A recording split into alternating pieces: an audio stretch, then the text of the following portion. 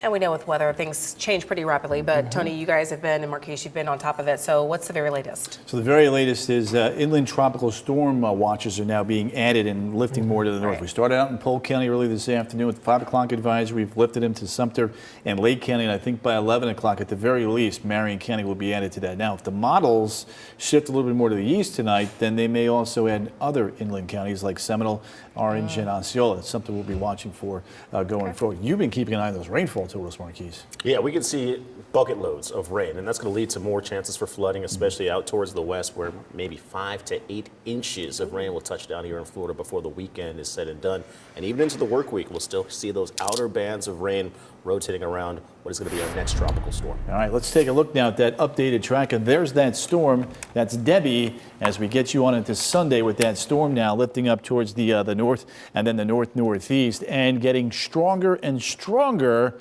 And I still wouldn't rule out the chance for this to become a hurricane if it takes a track somewhere along the eastern side of the Gulf of Mexico. Remember, the stronger this gets, the greater the risk there is going to be for squalls and bands emanating out of it as it's coming up from the south to create some active severe weather, even potentially some tornadoes come Sunday afternoon. There's the latest tropical storm inland watches there, and we've got tropical storm warnings across southwest Florida. Our feature now is actually probably right about in here. I need to update that, but it's roughly about 400 miles now south-southeast there of Key West. Hurricane hunters were in there earlier. They're still flying around, and you can see on the northern side, with these afternoon thunderstorms, they did find some winds upwards of 60+ miles an hour, but we don't have a closed center of circulation. We sometimes get those 50, 60, and 70-mile-an-hour winds in our afternoon thunderstorms. Let me show you the latest group of models, tropical models, along the west coast, and then 2 outliers there towards the Big Bend. Having shown you those models now, I want to show you the latest chance for tropical storm force winds here. There's 4:30 Sunday morning now coming into southwestern and west central Florida, and then as we get you into the evening, tropical storm force winds probability of about 20 to 30% crossing the peninsula as this storm lifts up towards the north-northeast. The other caveat with a developing storm, we have to watch the storm surge. We have watches up now along the western side of the peninsula with the potential here for upwards of 3, 4, 5, maybe even 6 feet coming into the Tampa Bay area.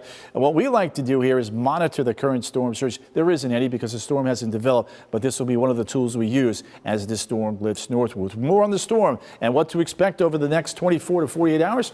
Here's Marquise. Thank you, Tony. As we had mentioned, we do have a few counties that are under tropical storm watches. Those include Sumter and also Lake, where we could see 4 to 8 inches of rainfall accumulation and some very strong and gusty wind conditions. Winds could surge up to 50-mile-per-hour speeds as we'll see that common axis of rotation move towards the north and the east on Sunday and into Monday.